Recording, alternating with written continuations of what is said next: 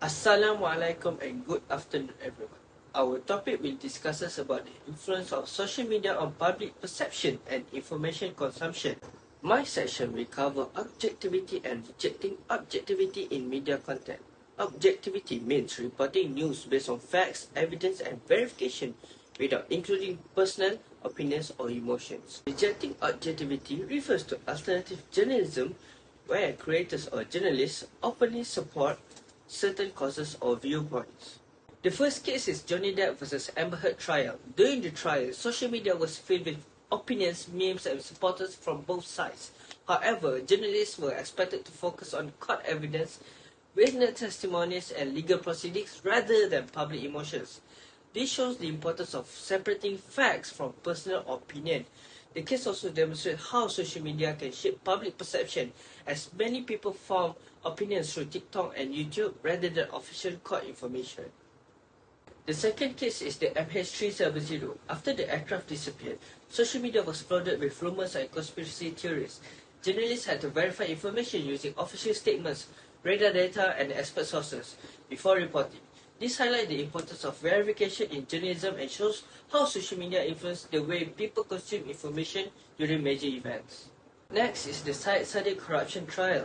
Many influencers and independent content creators openly supported or criticized Syed Saddiq on social media. Unlike traditional journalists, they often express personal political views and influencing how audience perceive the case. Another example is Greta Thunberg and climate activism. Greta uses social media to advocate climate action and encourage public participation. Her content aims to influence attitudes and inspire change rather than simply report information. Finally is the Black Lives Matter movement. Demonstrates how audience can become content creators. Millions of users shared videos, photos, and personal experience on social media, helping to shape global discussions about racial injustice. In conclusion, these cases shows that how social media has a powerful influence on how people receive information and form opinions, whether through objective reporting or alternative forms of journalism. Hi everyone, today I will be discussing about the new media and the culture of distraction as the topic for my commentary online program. So to begin with, new media refers to digital communication technologies such as social media, websites, smartphones, and also streaming platforms. Meanwhile, the culture of distraction refers to a situation where people are constantly exposed to online content and notifications, making it difficult to maintain focus. So firstly, let us look at the dangers of 24/7 connectivity. A good example is doom scrolling during the COVID-19 pandemic, where many people continuously consume negative news online. This led to increased stress, anxiety, and also the information overload. Even though the outage only lasted for a few hours, the damage was severe enough that forcing the staff to physically visit server to address the problems. Secondly, the concept of Generation Me can be seen through TikTok influencer culture. Rather than using the internet mainly for learning, many users focus on gaining likes, followers, and online recognition. As a result, social media has become a platform for self-presentation and also personal branding. While the authorities are conducting the investigation into the case, they justify that this case is false and the influencers are fine. Thirdly, new media can reduce creativity and efficiency.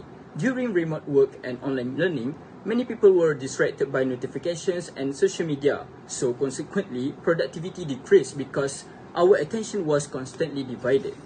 Darren Watkins Jr., known as IShowSpeed, creates extreme content for engagement, like trying durian for the first time on camera. Furthermore, the idea that multitasking does not exist can be explained through texting while driving. Although people believe they can perform both tasks at the same time, the brain actually switches attention between them, increasing the risk of accidents. Finally, a hyper-connected society can affect relationships through phubbing. What does it mean by phubbing? Which means ignoring people around us while using a smartphone. Although technology connects us online, it can weaken face-to-face communication and relationship quality. Yemeni climbers known as Spiderman of Yemen dies after fall into volcanic craters, according to Sabah and Houthi State News in Yemen. In conclusion, While new media offers many benefits, it also creates a culture of distraction. The examples of doom scrolling, TikTok influencer culture, social media distractions, texting while driving, and phobbing show how excessive digital connectivity can affect our attention, productivity, and also relationships. Therefore, we should use new media responsibly and maintain a balance between our online and offline lives. Thank you. Every day, we are exposed to thousands of media content through television, media, and especially social media. But have you ever wondered why some content create controversy, some spark debates about representation, and why others spread misinformation? This is where media regulation become important. Today, I will discuss three aspects of media regulation, which is our morality, diversity, and accuracy through three real-life cases. So, let's start with morality. In 2024, Malaysia was shaken by the Kekimat sock controversy after sock printed with the words Allah were found being sold at several outlets. This issue quickly went viral on social media and received a strong reaction from the public because many Muslims felt that the words was being used in an inappropriate way.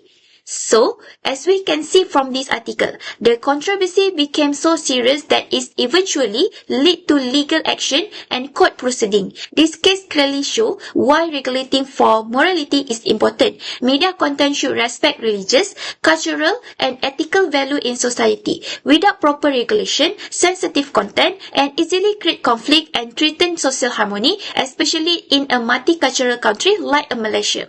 Next, let's look at diversity. One of the most talked about media controversy in recent years was Disney live-action adaptation of The Little Mermaid. When Halle Bailey was cast as Ariel, the reaction was divided worldwide.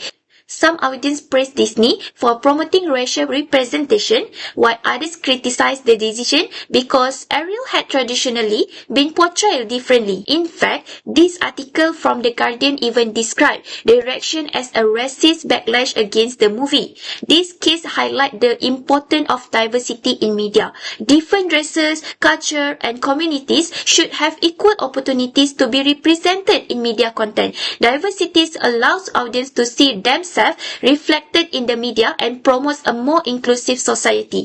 Lastly, let's talk about accuracy. During the COVID-19 pandemic, social media became flooded with misinformation regarding vaccine. Many false claims circulated online, including rumors that vaccines contain microchip, cause infertility, or could seriously harm people's health.